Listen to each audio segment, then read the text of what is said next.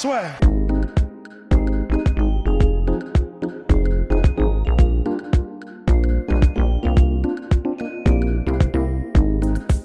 Hello, Rusty. On va répondre aux questions de nos auditeurs, spectateurs, parce que oui, on avait un petit peu abandonné là ces derniers temps, ce qui est très mal. On répond à vos questions, et là on va tout centraliser. Si vous avez une question à nous poser, podcast@lasueur.com, et on se fera un plaisir d'y répondre. Un plaisir. Ouais. Un plaisir. Et donc on avait reçu, mon cher Rust, une question il y a quelques temps d'un monsieur, de Vincent. Question podcast. Salut à toute l'équipe La Sueur. Parlons peu, parlons bien. Tyson Fury à l'UFC.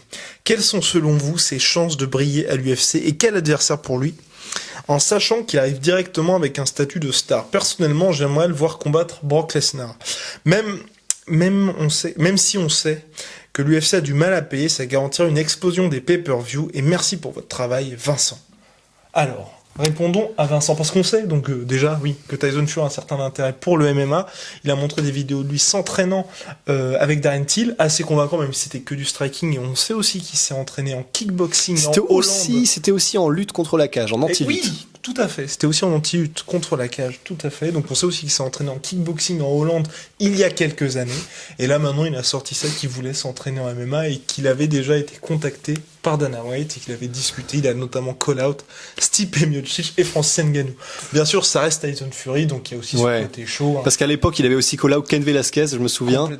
Alors le truc, c'est que c'est vraiment pour le show, parce que il est pas bête, Tyson Fury, et il faut saisir l'argent là où qu'il est, comme disent les grands-parents d'ailleurs.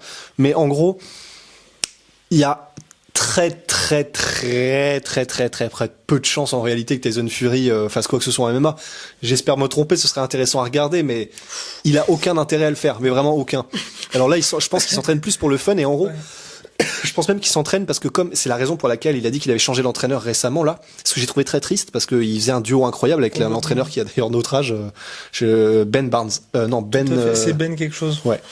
Et les noms. Ouais, oh là là. Mais en gros, voilà, il a dit que la raison pour laquelle il s'était séparé de cet entraîneur, c'est parce qu'il était entré dans une routine et il voulait trouver de nouvelles choses tout le temps, et c'est quelque chose qui est énormément revenu pendant toutes ses interviews, pendant toute sa carrière. Il veut s'amuser, il n'aime pas la routine en fait.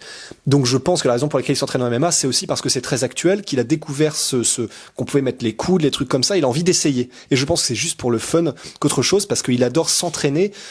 Ça va? Qu'est-ce que c'est que ça? Tu mutes? Putain, la vache.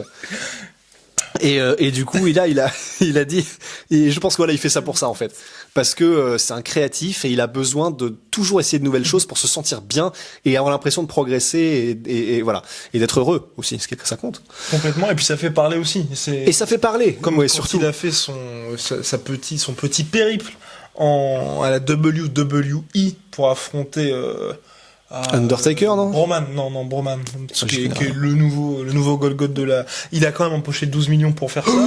Eh oui. Donc peut-être aussi là, c'est là que c'est intéressant, et on en revient au fameux Zuffa Boxing, peut-être qu'il plante aussi les graines pour Zuffa Boxing, puisqu'on sait que l'UFC veut se lancer dans la boxe. Il devait annoncer ça en octobre 2019, ça a pris un petit peu plus de temps, donc là, il y a pas mal de manœuvres qui se déroulent en coulisses en ce moment. Donc c'est peut-être aussi pour se dire, il a son contrat, la fin de son contrat avec Top Rank qui arrive bientôt. Le combat, le 22 février contre Wilder, peut-être après 2-3, le combat contre Joshua s'il veut unifier. Enfin, il y a d'autres opportunités bien évidemment, mais une fois qu'il sera à la fin de ce contrat-là, peut-être qu'il se dit, j'en parle à l'UFC, peut-être qu'ils peuvent faire un crossfight en boxe. Par contre, moi, tu vois, je crois à pas de combat en MMA, parce que aussi, ce qui est, comme tu l'as dit, il a aucun intérêt à le faire, parce que la WWE, c'est bien, mais c'est effectivement, ce sont des vrais sportifs, c'est extrêmement dur ce qu'ils font, mais c'est scénarisé, ce qui veut dire que Tyson Fury ne risque rien, même s'il perd à la WWE. Quand on dit risque rien, c'est physiquement. Alors qu'en MMA, et c'est pour ça que par exemple, le combat contre Brock Lesnar, pour moi, ce serait une très mauvaise idée, parce que Brock Lesnar, quand il vous met au sol, il va pas faire comme à la WWE, à frapper justement le sol. Il va frapper votre crâne. Et même à la WWE, je me souviens, il avait ouvert Il avait ouvert un des mecs à WrestleMania, je sais pas. Ouais, il y a un extrait qui est super connu, qui est quand même assez marrant. Et honnêtement, c'est pour ça qu'on en pense ce qu'on veut, mais on le kiffe quand même, Brock Lesnar, parce que c'est vraiment un putain de pur viking, en fait. C'était un extrait où, en gros, donc, c'était quand il est revenu à la WWE et qu'il a fait un combat contre un gars, je sais plus comment il s'est fait, un petit genou, il me semble, en plus. Non, pas un petit genou, non, c'est un mec une des stars. Ah ouais? Ouais, qui a pas de cheveux, qui a les cheveux assez courts, hein. Ah oui, c'est pas genre Randy Orton, un truc comme ça. Voilà. Ouais. Randy Orton. Et en gros, Randy Orton avait commencé, à faire ce qui était prévu, scénarisé et tout ça. Et apparemment, à un moment donné, et c'est vrai que dans la vidéo, tu vois, il met un coup un peu plus fort que prévu. Et là, tu vois Brock Lesnar, parce que c'est de la WWE, mais, enfin, c'est là, on parle d'homme à homme, tu vois. Et du coup, il lui met je sais plus quel coup il lui met, j'ai oublié quel coup il lui met. Mais un truc vraiment, il lui met, mais vraiment pleine balle. Et tu le vois, en gros, marmonner calm down, son, ou un truc comme ça. Et en gros, voilà, tout ça pour dire que Brock Lesnar, il s'en laisse pas compter, il se laisse pas marcher dessus. C'est le réel avant tout. Donc ce mec-là, c'est la définition du réel, en fait. Et du coup, voilà. Tout ça pour en revenir à Tyson Fury. Pour répondre, en fait, à la question de l'auditeur. Alors, qui je le vois combattre en MMA? Personne. Parce que personne, n'importe. Parce qu'en fait, ce que j'allais dire, c'est Ngannou, je pense que je pensais pas dire ça d'Ngannou, mais c'est peut-être son combat le plus safe, en fait. Parce que Ngannou, je pense qu'il voudra y aller à l'orgueil et en essayant de mettre KO, parce qu'il a toujours voulu être boxeur anglais, Tyson Fury. Et on va pas non plus, je pense, se faire de film. En anglaise pure, Tyson Fury, je pense pas qu'il ait grand chose à craindre. Ça reste Ngannou, donc c'est extrêmement dangereux. Mais surtout, il faudrait quelques combats de chauffe. Une certaine montée en puissance. On va pas directement mettre un mec qui fait du MMA. Certes, excellent striker et boxeur. Excellent striker, mais Tyson, un mec qui est top 3 mondial. Et qui a combattu Deontay Wilder. Donc Francis Ngannou, qui est peut-être un des gars les plus terrifiants de l'histoire du MMA. C'est pas non plus Deontay Wilder. Et donc voilà, je pense que paradoxalement, le combat le plus safe, ce serait peut-être un mec comme Ngannou, parce que pour le reste... voilà, je sais pas si vous vous souvenez du Randy Couture contre James Toney. Tony Parker. Ça se passerait comme ça, en fait. Exactement. C'est ankle pick ou alors double leg des familles, et tu te retrouves sur ton dos et tu te retrouves à prendre des pilonnages aériens et tu peux rien faire. Et il y a des très grandes chances que ça se passe comme ça, puisque si tu n'as jamais fait de lutte, ou alors que tu as commencé depuis 6 mois et que tu te retrouves contre un Miocic, un Cormier ou un Lesnar, tu vas au sol et tu vas mourir, quoi. Et puis même debout. Après, c'est là qu'il a un petit peu de chance à d'être chez les heavyweight, parce que même s'il commence à se prendre des leg kicks, tu vois, je pense aussi que ça pourrait être un petit peu compliqué. Les leg kicks. D'autant plus qu'il a une position très très droite, Tyson Fury. Alors, il en changerait probablement en étant MMA, mais je le vois mal quand même réussir à arrêter des takedowns ou des low kicks. Et les low kicks, Dieu merci, je pense toujours à Pat Barry pour les low kicks, mais alors que c'est pas le mec le plus connu à MMA poids lourd, mais tu te retrouves contre un Pat Barry, même un Ngannou s'il décide de commencer à mettre des low kicks et que t'as pas l'habitude de les checker, c'est pas la peine, quoi. C'est pas la peine. Voilà, donc après, c'est sûrement une démarche pour commencer justement à mettre cette petite idée finalement du Faboxing et des cross-promotion fights, avec pourquoi pas Ngannou qui l'affronte dans un ring, parce que Ngannou s'est montré favorable à ça. D'ailleurs, c'est Mike Tyson qui est d'accord pour entraîner Francis Ngannou dans l'éventualité d'un combat contre Tyson Fury en boxe ou en anglaise. Donc ce serait vraiment intéressant de ce côté. Enfin, intéressant. Ce serait, on va dire, c'est le combat, s'il doit y avoir un combat entre les deux, le moins dangereux pour les deux, c'est comme ça.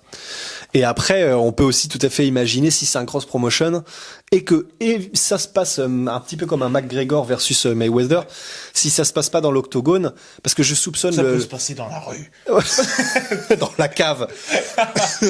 Non mais ça peut se passer comme Mayweather McGregor. C'est dans un set de règles spécifiques, en fait, parce que c'était pas de l'anglaise avec les mêmes règles que pour des championnats du monde d'anglaise normale, quand même, McGregor Mayweather. Donc on peut très bien imaginer aussi un espèce de truc un peu shady avec Tyson Fury contre Francis Ngannou. T'as pas le droit de mettre au sol, mais t'as le droit de mettre des low kicks, mais pas d'une certaine manière. Vraiment des trucs bizarres comme le MMA, on a la spécialité. Donc on peut aussi imaginer un Oui, truc pour comme ça. faire quelque chose. Parce que oui, pour McGregor Mayweather, c'était évidemment les règles en anglaise, mais il y avait quelques petits ajustements. Voilà. Je crois pas le résultat ne comptait pas Avant le quatrième round. bien évidemment. Enfin, quelques petits Ouais. ajustements sauce Mayweather pour faire en sorte qu'il n'y ait aucun risque. Mais et justement, si c'est en boxe en anglaise, moi, ce qui m'intéresserait vraiment là pour le coup, ce serait, et je pense qu'il se débrouillerait mieux que Francis. Pour, on va dire pour débuter, parce que c'est vrai que Francis, s'il prend de l'expérience, ça peut être intéressant, c'est Stipe Miocic. Parce que lui, il a une vraie expérience en anglaise, Mhm. et certes, je pense qu'il perdrait, et assez nettement, contre Fury, mais ça pourrait être intéressant comme combat, et puis ça ferait plaisir. Donc en d'avoir anglaise pure, donc. Ouais, en anglaise pure. Et d'avoir un Miocic qui reçoit son salaire. Parce que dans tous les cas, de toute façon, c'est ça aussi qu'il faut bien garder à l'esprit. Si c'est en MMA, ce sera le top fighter mondial qui va s'imposer contre Fury, et si c'est en anglaise, Oui, c'est sûr. Fury qui va s'imposer. Donc Ouais. tant qu'à faire, autant avoir quelque chose un tant soit peu compétitif. C'est vrai. Même si, certes, Miocic, il me semble aussi qu'il a été Golden Gloves en anglaise. Mais même, ne serait-ce que stylistiquement, je pense que c'est même pas qu'il a aucune chance, c'est qu'il n'existerait même pas contre Fury en anglaise. Hein. Non, vraiment, je le crois. Donc, ce serait presque encore plus triste peut-être que Mayweather McGregor. Bah, je réfléchis. Oui, parce qu'à mon avis, je pense que Fury, il aura pas le même gentleman agreement qu'un Mayweather de dire Ouais. on se laisse 4 rounds et puis c'est Non. bon, je pense qu'il l'outboxerait directement. Ouais, C'est juste. pour ça. Mais tu vois, dans le côté outboxing, je pense que ce sera moins ridicule que, enfin ridicule. Je pense que Francis contre Fury, ça fera pas peine à voir, mais tu vois, on verra Francis s'il arrive directement là-dedans, à voir ce côté, bah, il faut que je mette KO directement, et puis Fury qui lui prendra son temps, à l'habitude de gérer les combats en 12 rounds et... Ouais. Enfin bref, en tout cas, c'était tout ça pour dire que Tyson Fury en MMA, bon, Non. Bah. Non. non. Voilà. Ouais. Allez. Allez, à la À prochaine. la prochaine, n'hésitez pas à poser vos questions. Oui, podcast@lasueur.com, moins 38% sur le site de notre sponsor. Notre nouveau sponsor. Exactement, MyProtein, MyProtein. avec le code LASUEUR tout Ouais. attaché. Et puis on remercie également Chitronomy. qui font des savons et des produits de soins bien-être. Là bientôt on va pouvoir tester des trucs, mon cher Rust, qui ont l'air tout aussi Parce qu'on avait déjà trouvé leur savon Super. absolument parfait, donc Et surtout, on va l'assurance touriste niveau review, c'est Polydomso, validé par Polydomso. Donc là, vous pouvez être sûr. que validé c'est bien. par Dirty P. Parce que honnêtement, hein, pour que Polydomso apprécie quelque chose, Faut y aller, hein. parce que même nous, on n'est pas sûr qu'ils nous apprécient après toutes ces années. Ouais. Donc, bon, Donc oui, non, c'est validé par tout le monde. exactement. Et puis voilà, dernier jour pour prendre les t-shirts. J'étais là avant que ce soit légal. La sueur et Lyon Boxing. Lien dans la description. Allez. Ciao. Soit.